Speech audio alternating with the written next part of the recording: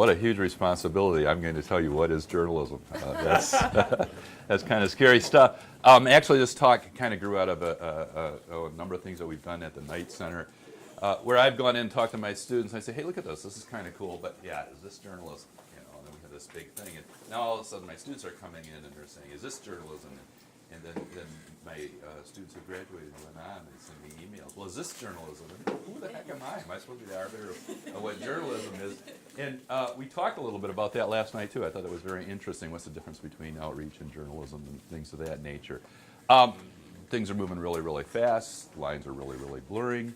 And there's some real interesting questions that I hope to touch on this morning in a number of ways. Please raise your hand at any point or just jump in and talk. I don't think we should wait till the end to grab questions. We won't get through the whole thing. We'll just stop when I run out of time. So a lot of what I'm going to talk about is reference to an experiment that we run in the center. It's called, let's see if I can make this thing work here. Hey, there we go. So we have a regional news service, nonprofit news service called Great Lakes Echo. It focuses on the Great Lakes region. And it's fed by a certain amount of coursework goes into this, but not much. Okay, if we're teaching journalists. We're not doing journalism yet, although some of my students are certainly qualified to do that. And when we put together projects that rise to the level of professional publishability, we put them on there. I hire graduate students and some undergraduate students as well to produce copy for Great Lakes Echo. And when I go out and beat the bushes and raise money, I hire professional journalists to do freelance work for us as well. I threw this slide up here. Oh, by the way, I have to tell you, it's on an extremely stable platform. There's never any problem with it at all. 15 minutes ago, I fired it up, and we have a server error, and the server administrator will not be in until noon, I think. But that's okay. I got enough screenshots to get us through, and I'll describe to you the other stuff. I'm throwing this one up here because this is actually a new kind of journalist. Okay, and we can argue whether or not he's a journalist or not. This is a guy I met in a bar in Chicago. Okay, which is probably not the first time a journalist has been recruited in a bar. But Gary is a retired United Airlines executive, and his wife is a neuroscientist. He lives in Chicago, and after he retired, he got involved in a number of Great Lakes kinds of organizations and groups. And he gave me the honest confession once that if he had to do it over again, instead of going to work for United Airlines, he would have been a journalist. Okay, and smart guy, really, really engaged, and he ran a website called the Great Lakes Town Hall, which was like a forum for opinions, and he asked me to write for him once, and so I wrote a series of pieces for him, and then he says, well, what I want to do now, Dave, is I'm going to give you the Great Lakes Town Hall. And I said, well, why? And he says, well, we're done with it, and we think that the Knight Center can do a great job with it, yada, yada, yada. And I said, why are you getting rid of it? And he says, well, we don't have enough money to run it. And I said, so why do you think I want it? If you can't do it. He says, good point. Eventually he came to write for us, okay, and he writes opinion stuff. And to tell you the truth, we created a bit of a media monster. He's getting pretty good. I mean, he's on Detroit Public Television. We've given him a lot of exposure, and he gets called in on for a number of commentary types of things as well.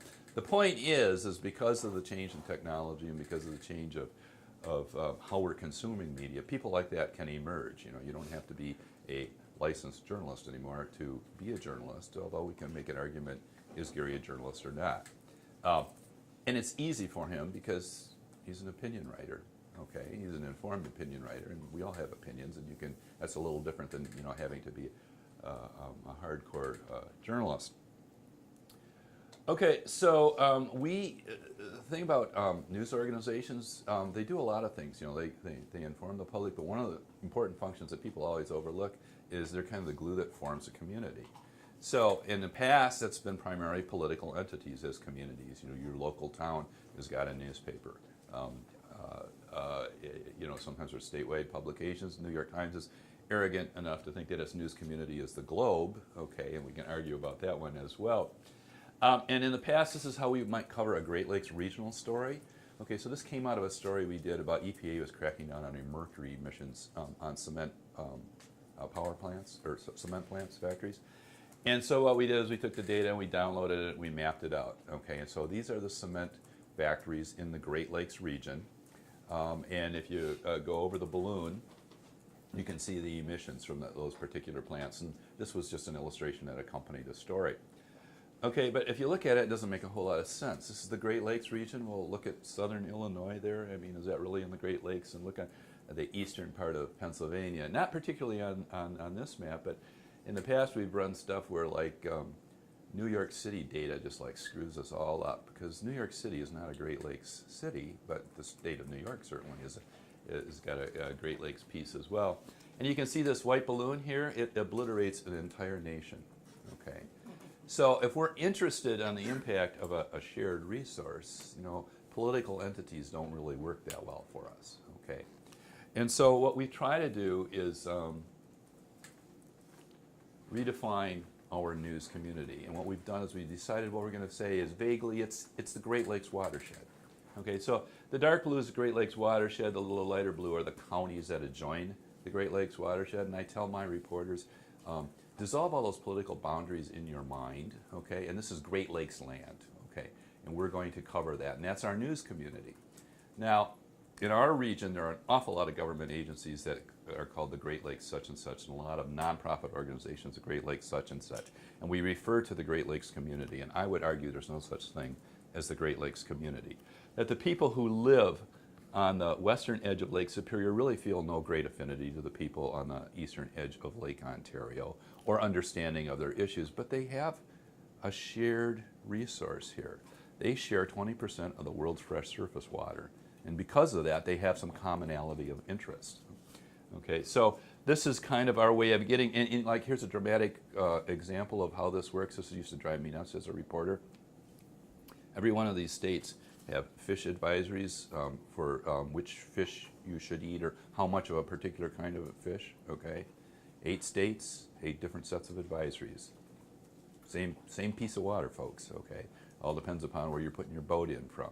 Doesn't make a whole lot of sense. So regulators have you know, talked about this, certainly scientists have talked about the idea of watersheds as a unit of understanding, but news and information, you know, it's relatively unusual. Okay, so there's pushback. Oh, the other thing too, I need some help here, so I have defined my academic goal. I've invented a new word that I'm trying to get out there, okay? It's called the news shed, all right? So to the extent that you can talk about the news shed, you know, that would be really helpful for me. Okay, so the pushback is, well, Dave, you're nuts, because they give talks to this to people other than yourselves, and they basically say, what do they say? What the heck's a watershed, right? And that's a dumb way to conceive of news and information, because no one knows what a watershed is, or very few people do, in the great public, okay? And not in this room, okay? And my answer to that is precisely. And what's the worst, what's so bad about journalism teaching the public a new concept or a new word? Because watersheds are an important way of conceiving the world around us, right? You know, as opposed to political boundaries. That's not the worst thing in the world for us to do that. And as a solution to that problem, which is a solution to many, many problems, is I think a solution is in beer, okay? So, Outside Magazine last year ran an issue. These are the 10 best canned beers in the United States, okay? None of them were made in the Great Lakes, okay? So we took that as an example of trying to get some interaction with our citizens and an opportunity to talk about this concept of watershed. We said we kind of had a chip on our shoulder. Hey, Outside Magazine overlooked us. Okay, this is a great craft beer region, and what we want you public out there is to nominate the best beer brewed with Great Lakes water. What's Great Lakes water? Well, that's water in the watershed. Well, what's the watershed? Well, here's a boundary. Okay, all right, we're going to teach you what it is. And we were looking for some examples. We got lots of examples. People were outraged. Then they started arguing over which beer was better, which is kind of what we thought would be. But the interesting thing is they started arguing about, I don't think that beer is made in the watershed. Oh, yes, it is. Okay. And so you got that kind of public interaction, and I think education may have happened. I certainly hope that's the case. Very interesting. Outside Magazine last week came out with this list of the 10 best canned beers in the United States. Okay, they listed a beer made in Grand Rapids, Michigan, and in the explanation they said, last year we got a whole bunch of people really upset because we didn't pick any beer made from the Great Lakes out of Great Lakes water, so we're picking this one from Michigan. And so they didn't cite us, but we're claiming credit for that. And we turned it around. Okay, in fact, I think might even be today we have a story out that says, hey, Outside Magazine just named the 10 best beers. They finally got Michigan on the map. Okay, but they named it by categories this year, like the best beer for beaches and the best beer for on the river, the best beer to take to the ball game, the best beer to play wiffle ball with, which I don't know what the heck that is. Makes no sense at all. I agree with it. You know, what makes one beer better for the beach than another? But we turned that around and said, well, nominate the best beach beer produced in the with Great Lakes water. So we've come back and, you know, we'll milk that one until Outside gives up on it, I guess. Okay, and then that morphed into a couple weeks later was what's the best named beer crewed in the Great Lakes region. And again, this is a very short piece, minimal effort, but it's kind of an educational piece. And I would argue that environmental information has been impacted. Another thing that we've been beginning to do, something that we're really excited about is, yes? I just wanted to know if you, the whole time, were consciously thinking, let's use this as a teaching comment opportunity. Absolutely. And what we have is this kind of quirky little corner of the website called the Catch of the Day. And this is like weird stuff we saw. Okay. And this is kind of where this fit in. It wasn't like a full-blown feature, but it's like, here's an odd thing. You know? And sometimes we even have like first-person narrative go in there as well. The thing that we're kind of excited about now is the use of remote sensing in the pursuit of journalism. And in a couple different ways, and I talked to a couple of you last night that, hey, in the fall I'm teaching a journalism class where we're going to fly quadcopters and take video, okay? This whole aspect of the civilian use of drones, you know, is really coming up. It's got some application for journalism as well, okay? And the obvious one that people always think about, oh, the paparazzi are going to be in the celebrities' backyards with these drones shooting pictures. Okay, gives us an opportunity to talk about the ethical issues of privacy and things of that nature. I think it has wonderful applications for environmental reporting, landscape level kinds of changes. University of Missouri last semester did a really nice piece, their kids did it, on controlled prairie burn. And they sent copters up and shot that controlled prairie burn, as well as talked to people on the ground and shot the video from the ground too. So it used to be that, you know, you needed a $750,000 helicopter and you need to be, you know, a major broadcast outlet in order to be able to afford a helicopter and a pilot and all the stuff that's attendant to it. So there's some interesting technology stuff that journalists can become directly involved in. But I also think that really where the opportunity is, scientists are really doing cool stuff with remote sensing stuff. And they're not always aware of how they might be able to use it better in terms of a communications tool. If we as journalists can be aware of that, we can really leverage some great stories. So one of the things that we try to do at ECHO fairly regularly is use satellite imagery in the pursuit of news. And this is a shot which I wish I could show the website version of this. But I had a student get satellite imagery of Lake Erie, taken the same view every day during the spring breakup, okay, and it was just a still image. He turned it into an animated GIF, you know, over 30 days. So first you see the ice breakup was fairly dramatic. Immediately after the ice breakup, you see all the sediment swirling and going into Lake Erie, okay. Well, that's pretty interesting for a number of reasons. For one thing, we can take that video, and we've done this, we put it into the theoretical story parts depot, okay, and we can pull that video out anytime we need it. We're writing a story about the political ramifications and debate over agricultural regulations, or people who are concerned about agricultural runoff, okay? And we pull that out and say, this is what we mean, folks. This is not just a political story. This is what you can actually see. You know, you get far enough away from this stuff, you can see this going on there, going on in Lake Erie. Hey Dave. Yeah. I had your website up. Oh, okay, good. Have you worked on it? All right, thanks. It's good to know. The other thing is, so later in the summer we have problems, particularly in Lake Erie, with algal blooms. Where do these algal blooms come from? What is nourishing these algal blooms? and we can pull that down from the Tarts Depot. Remember back in the spring, you know, when all that sediment went in here? This is what we're talking about. This is, you know, this is what there's this kind of impact out there. Now, the bad thing about this is the way we access this stuff is NASA has this thing called NASA's Earth Observatory, and you can subscribe to it. And you get like, every week they send you an email, and basically I would call this email, oh, this is cool stuff we saw this week, you know, from space. You might be interested in it. And we go through that every week. Is there anything that's relevant to the Great Lakes region? Which doesn't seem to be like a very rigorous way of doing journalism. You hope that you get lucky, okay? And it was interesting to me, just maybe 2 weeks ago, I was talking to a scientist on campus who's very much involved in this kind of stuff, and I was telling him what we were doing.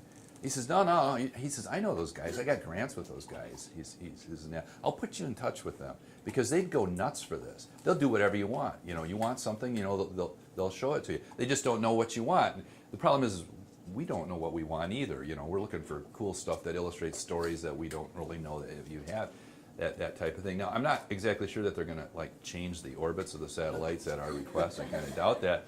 But I think it's an interesting contact, and that's something that we want to milk. There are other opportunities to do that as well. This is a satellite view of evaporation fog on Lake Baikal. This gives us an opportunity to talk about, well, there are other Great Lakes in the world, okay, such as Lake Baikal. Lake Baikal is nowhere near as big as Lake Superior, you know, surface water quality, or surface water size.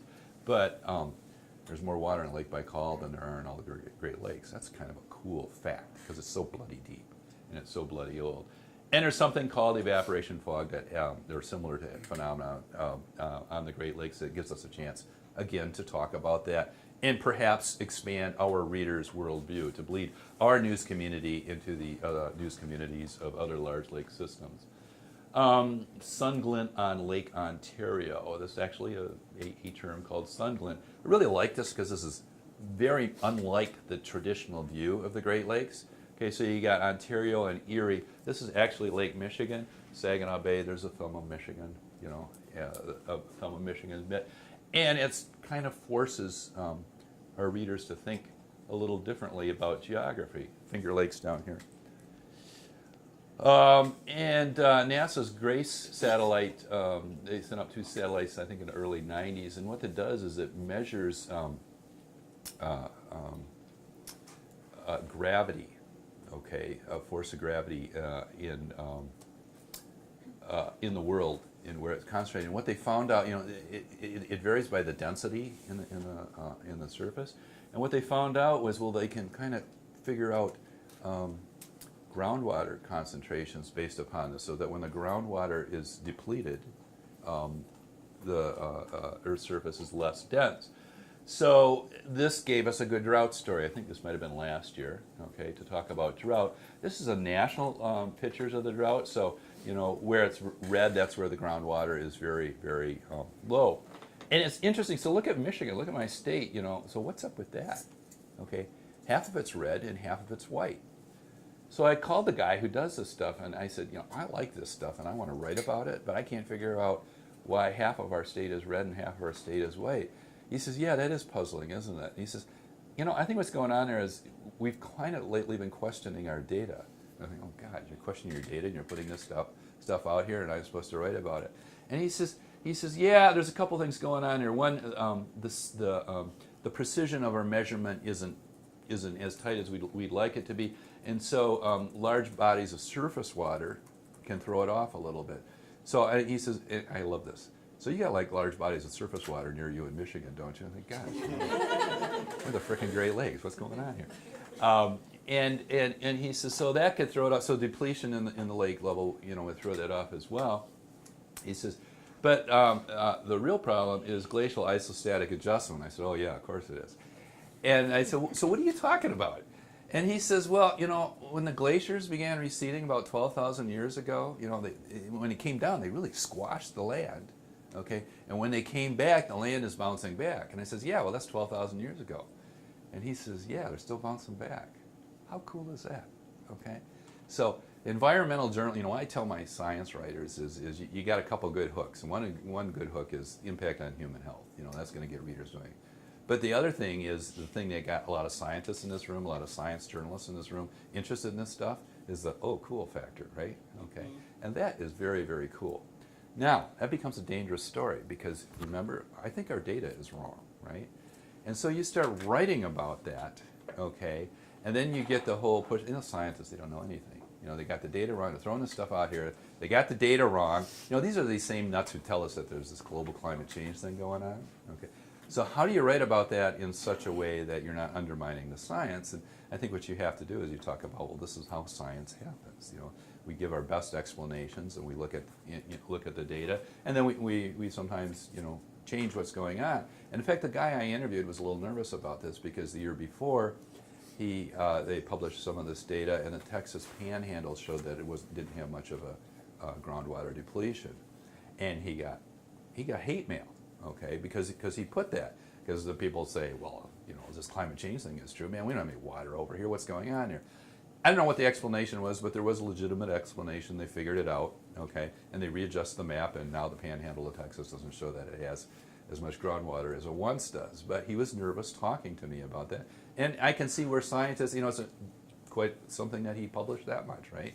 It got to the point that it was questioned. I can see why scientists, might not want to talk very publicly about some of their things. How many people recognize this? And how many people do not recognize this? Great Lakes to me. Okay, so that's good. So I've shown this. This is the Great Lakes on its ear. Okay, from the way we traditionally look at things, and I've shown this slide to people from Michigan who don't know what this is. And so when we launched Great Lakes Echo, my point is I wanted this to be our logo. This was going to be our symbol because we're trying to telegraph that we're going to look at the environment, we're going to look at news gathering in unusual and different ways. Okay, and this is what I wanted to do. And so we all got in a room and I'm pitching this, the people who are launching Great Lakes, and they said, you can't do that. And I said, why not? And they said, because it's wrong. That's just wrong and you can't do that. Okay? That's wrong. And so we had a big fight over this. And I lost. Okay. The compromise is I write a column now called "Upending the Basin," and I talk about news gathering and science in kind of different traditional ways. I'm trying to figure out if this is going to work, but.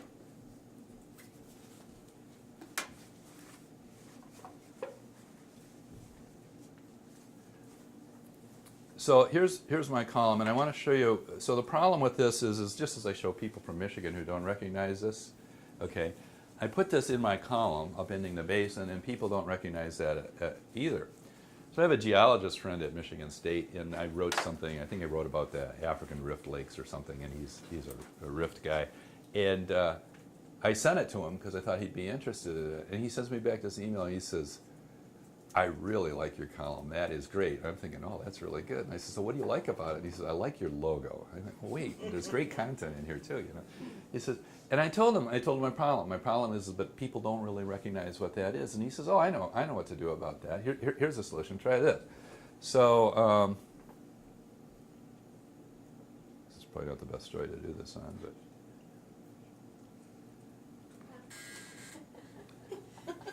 Okay, so there's a couple of things going on here that I find very, very fascinating. Okay, first of all, is this really, now you know what it is, right? It works. Okay, journalism has happened. Okay, journalism has happened through who? A geologist at Michigan State University? Okay, so as we begin to tap into this broader community, we get more ideas and more solutions for how to approach public engagement. And I got to tell you, I'm kind of embarrassed that we didn't think about this, and I had to have a geologist tell the journalists how to do this. Very simple thing. Now, Julie, how do I? Oh, I got it.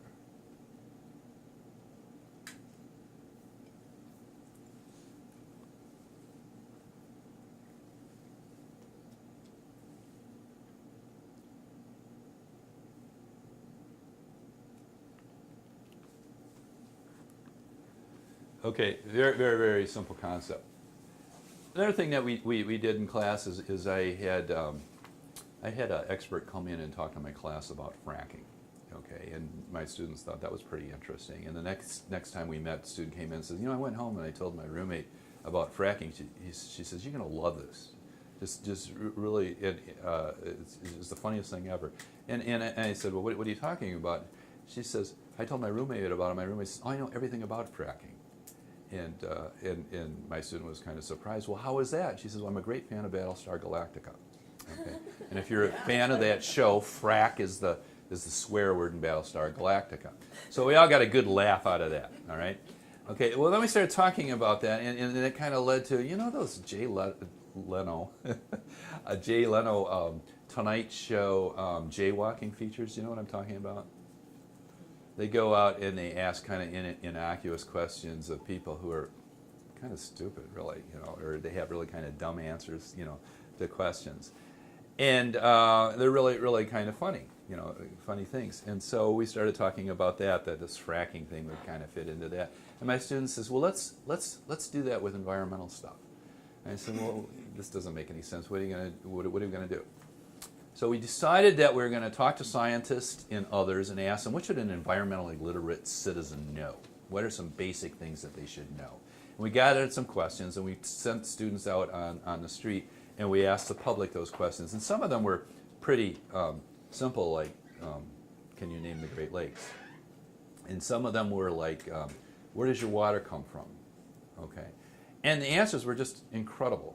Some were funny, and we didn't deliberately want to make fun of anybody, but where does your water come from? My water comes from Myers, okay, the big box store down the street.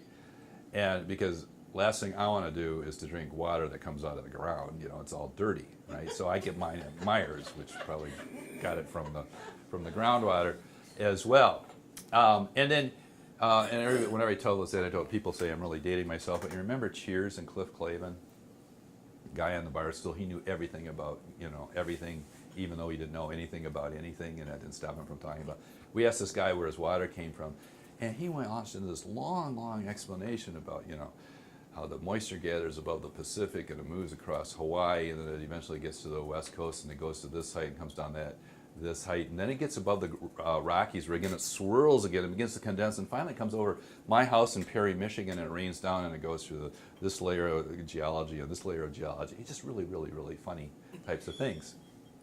And very entertaining, very, very engaging, and then every one of those we ended with an expert telling you what the real answer is. Okay, so the fight that journalists and certainly scientists often have is over things as basic as what's the difference between climate and weather.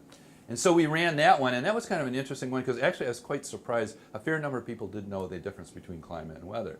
But a fair number of very, very smart people pondered it for a long, long time, and we interspersed them while we talked to other people. We come back to the guy, the deep thinker, going on and on, trying to figure out the difference between climate and weather.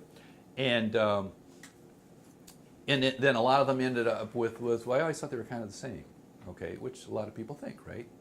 Okay, so what's going on here is we're kind of trying to lower the concern that people have that I don't want to show how dumb I am. I don't know the difference between climate and weather either, okay? Well, a lot of people don't know the difference between climate and weather, and we've shown you that a lot of people don't know it. And then we interview somebody like Jeff at the end, the state climatologist. Boy, that's a great weighty word, They say, here's an expert, and Jeff's a very good communicator, and, he explained what the difference is between climate and weather. That climate and weather issue is pretty fascinating. Here's another thing that we did not create, but we have in the Parts Depot. Actually, I don't even remember who did create this, but this is to try to show the difference to the public between trend and variation, between climate and weather. And this is less than a minute explanation. A common mistake when interpreting statistics is to look at them from too short a distance. This can make everything unclear and confusing. So forget the details and take a step back. You're looking at a dog when you should be concentrating on the owner. As you can see, the dog is all over the place, leaping and bouncing, sometimes upwards, sometimes downwards. But where do you think it will be in 10 seconds' time? Around here, right? But at this moment, the dog is on its way downward. So why do you think it will find itself up there? It's because you noticed the owner. The owner is a trend, and it's he who determines where they both will be in a while as a bit longer than a couple of dog pounds. He could change direction. There's a lot we don't know about this guy. But everything we do know indicates he's heading in that direction. The owner is the long-term trend, the dog is the variation around this trend. Or, the owner is the climate, the dog is the weather. So how cool is that? You know, very simple explanation. Yeah. I showed that precise video from my intro to climatology class. Oh, that's great. That's And- great. And they all just, light bulb went on, and wow, that makes sense. I wish we had seen this before. So every time we write a story about climate change, and every time that we're talking about climate and weather, the distinction, we can pull that into our news stories and use it to illustrate that. Okay, a piece of journalism committed by a non-journalist somewhere else. Okay, that now we have access to and can use over and over again.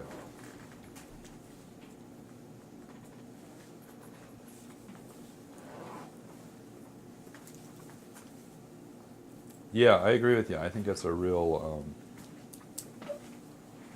light bulb moment. But I'm a words guy, okay?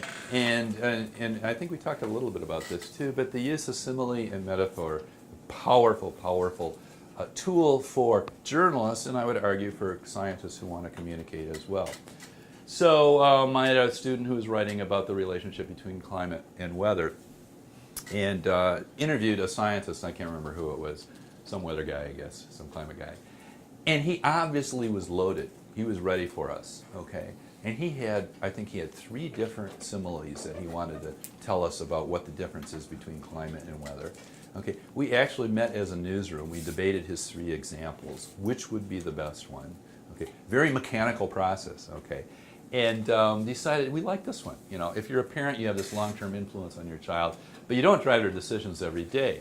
The kid makes a good or bad decision based on different factors. Okay, that is chosen probably because it's such an unusual kind of an example. But I think, you know, and maybe you guys heard this one. Okay, so jumping up and down in the elevator is weather. The elevator itself is climate.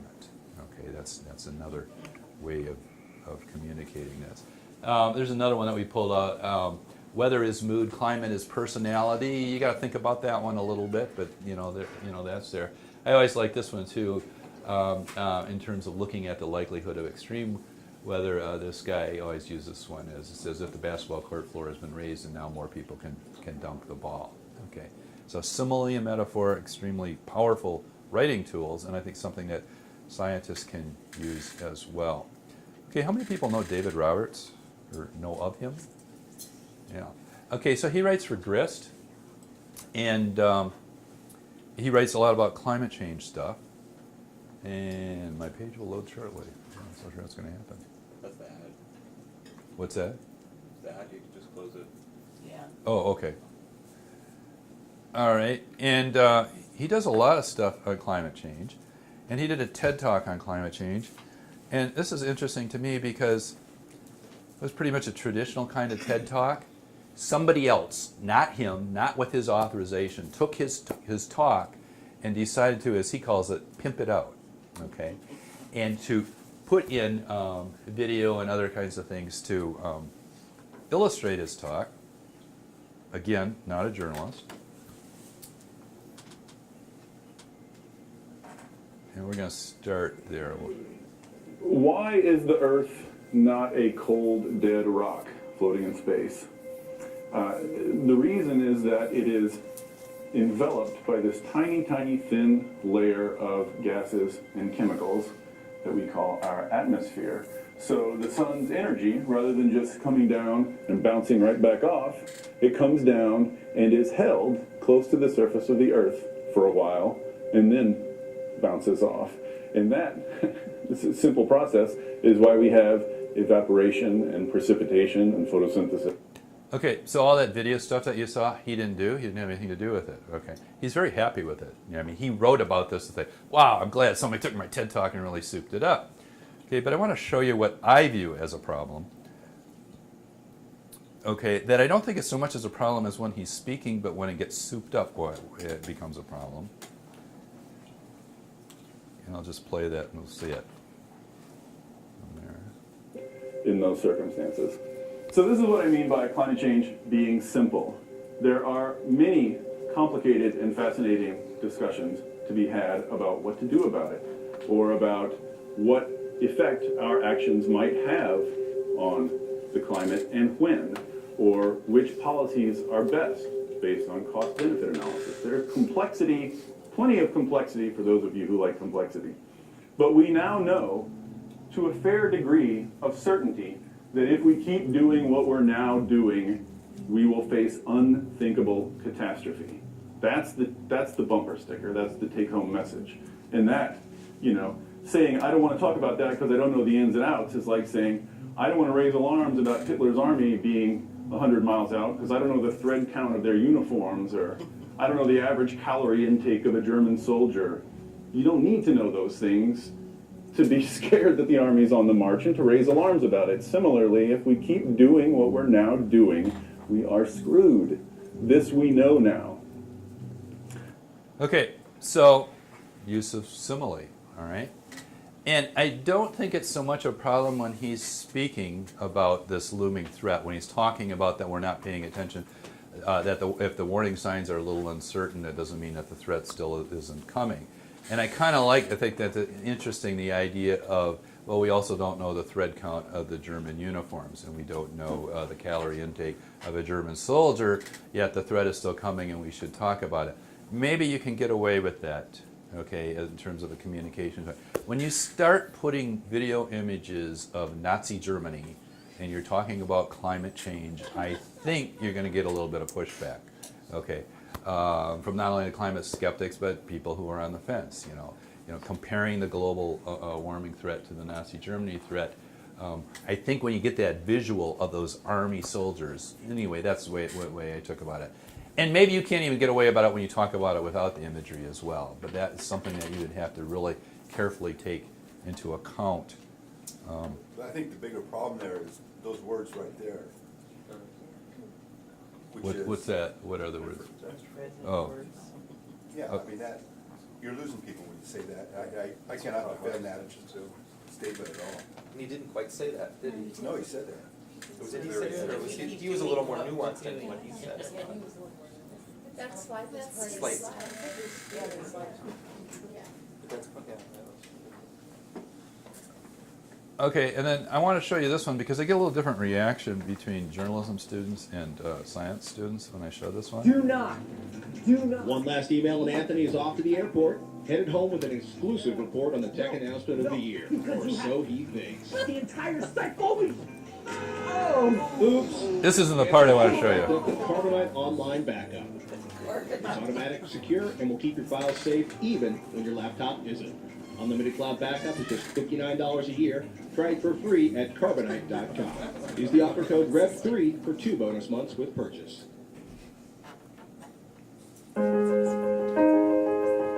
We are a flexible and innovative species, and we have the capacity to adapt and modify our behavior. Now, we most certainly have to do so if we're to deal with climate change. It's the biggest challenge we have yet faced. The same thing that keeps the earth warm, CO2, may make the earth. Anybody know who that is? Bill Nye. Bill Nye. Okay, the first scientist that many of your children may have encountered in their life. Very deliberate manipulation in terms of trying to get a, this guy is our credible proxy here. See if you know who the next guy is. Too warm. It holds in heat. Methane, chlorofluorocarbons, water vapor, and carbon dioxide. They all trap heat. Methane, chlorofluorocarbons, water vapor, and carbon dioxide. They all trap. This guy, do you know who that is? Remember him. Face the problems which attack us as a unit. The evidence is clear. The globe is getting too warm. We can avoid climate catastrophes. We can do this. We can change the world. Science offers us answers. Communities tell us to save the global ecosystem. We can do this. We can change the world. Every single thing every one of us does. Everybody all over the world, it's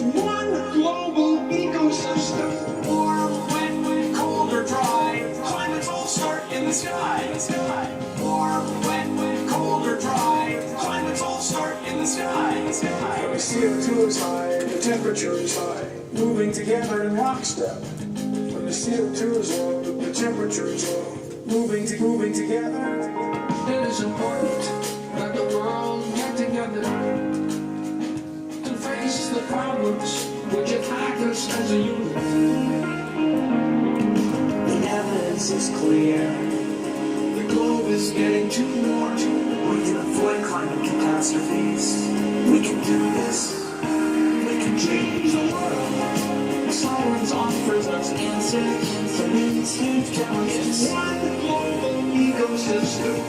We can do this. We can change the world. Our use of fossil fuels for energy is pushing us towards a climate unlike any seen in the history of civilization. Adding carbon dioxide to the atmosphere warms things up. The rise in CO2 comes from burning fossil fuels. When you burn them, add oxygen, and the CO2 that goes in the air. We're reversing the process by which they form. We're reversing the process. We're talking about something that affects the entire earth. Problems that transcend nations. It is important that the world get together to face the problems which attack us as a unit. The evidence is clear. The globe is getting too warm. We can avoid climate catastrophes. We can do this. We can change the world. Science offers us answers to these huge challenges. One global ecosystem. We can do this. We can change the world.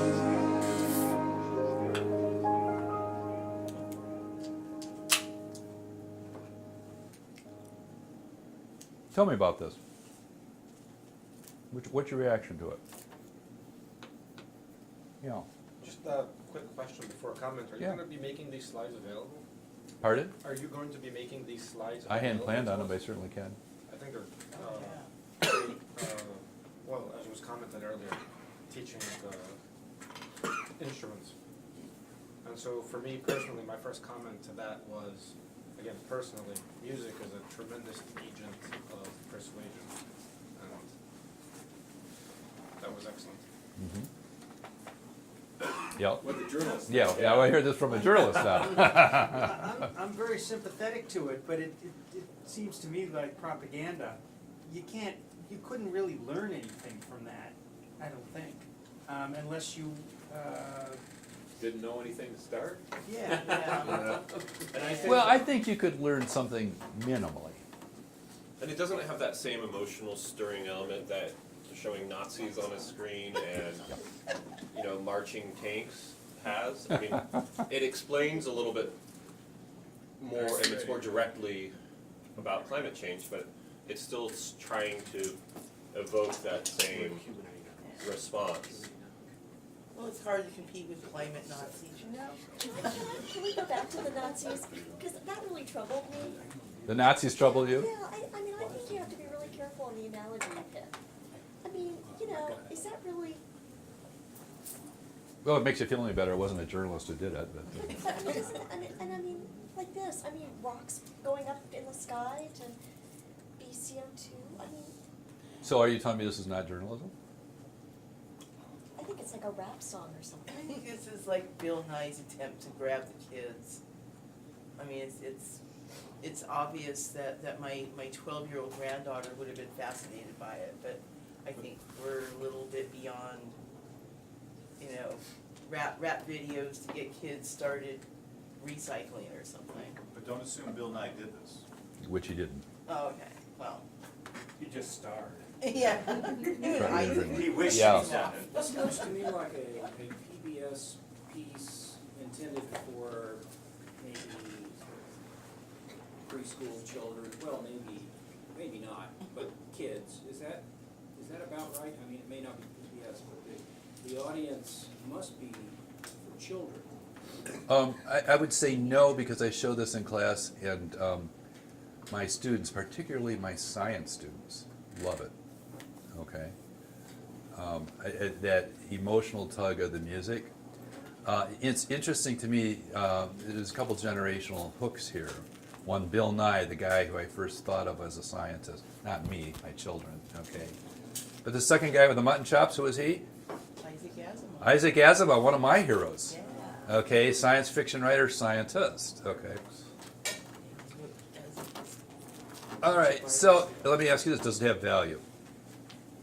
I guess my reaction is it takes all kinds, I mean, this conversation of what's journalism, I don't know, is that, I'm wondering whether that's the question, because to me, we're talking about, in a newsroom, it takes all kinds of people to put out a newspaper. You have your investigative reporters, you have your meticulously accurate obituary writers, you have your copy editors, you have all kinds of people who bring really different abilities, and our journalists have different stripes. But this is, we're talking about is information of different stripes. I don't see either of those as journalism, but I see them as informational. Win with value. And Whether or with not value. it's Right, journalism, I it didn't has see the- communicative value. The film last night on Water wasn't journalism, but it was a value. And in the arc of communicating climate change, each has their role. And that film, that musical video has value in motivating people who are already persuaded about climate change, to think it's cool to act on it or whatever, or to want to do something. Not going to change it in the minds of any I don't think skeptics. so, but because of. Not that any of us could change the minds of any skeptic. It's such a polarizing issue, you need to constantly validate and encourage people Okay, to take. no? I view this as a stimulant that doesn't necessarily target one extreme or the other extreme, but focuses on those folks in the middle that maybe don't know anything about this subject, and based on this video might want to, on their own, research some of these issues. Because I think any of the scientists might probably look at any one of those individual slides and say, well, that's wrong, and that's wrong. But that's not the point. The point is that it stimulates further learning outside of that video and outside of the classroom. Maybe you can speak to that based on your personal experience of what sort of response this has elicited from your students. I will in just a minute, okay? Well, if the question is this journalism, then the next question is, where's the news in it? And, I mean, climate change may be considered the news, but why that slideshow now versus any other number of approaches of communicating climate change? And that didn't really say anything about why they're doing it at this moment. And I don't mean now in this immediate, like why today, June 24th, but I think you have to have for it to be journalism, you have to be advancing the story a little bit. So would you say that this might be useful communications, but no journalists worth their salt should be doing anything like this? Or is that a creative new way of doing journalism? I'd like to hear what maybe some of the newer journalists think about that. Is this a new way of reaching our public? It makes me think of like BuzzFeed content, if anyone ever go to BuzzFeed. But it's very similar to that, where it's kind of like, let's put something amusing and quick up so we can kind of get hits kind of thing. And there's like a journalist who would have done that or remixed that or put it up. But I don't know, I think it's still debatable whether that's technically journalism. Well, let me, I'm going to wind up here because we got this video coming on, but I want to tell you two reactions that I get when I show this to journalism students. Their reaction is, this is a lie, okay?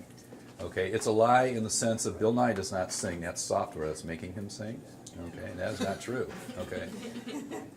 By the way, Isaac Asimov is long dead. And the speech that he was giving, I don't think, and I'm not sure about this, is not necessarily directed towards climate change. And he doesn't sing it, okay? It's a lie, it's deceptive, okay? And then I've shown this to science students, and they say, that's the kind of journalism we want. And I said, well, why? It's so inspiring, okay? So they view that journalism has this role of inspiring action, okay? And of course, there's overlap on both sides of that. So I think we're talking about the video equivalent of going beyond cropping a photo. Yes, yeah. Yeah. I think I just got the hook, gang, so. but I'm around. So yeah, so we're on a pretty tight schedule here with one of our Skype speakers. So we're gonna have a video here in just a couple minutes. We're gonna take a 2-minute break. 2-minute break for you to get up, kind of move around, get some more coffee. We do If want you've to done introduce. conferences before, you know, if you want them to go 5 minutes, you tell them 2. That's it. But so, we do have one new member, Meryl, do you want to quickly introduce yourself, and we'll do you guys' thing a little bit No, later. as soon as they come back from break, we'll introduce them. Okay, let's break and then we'll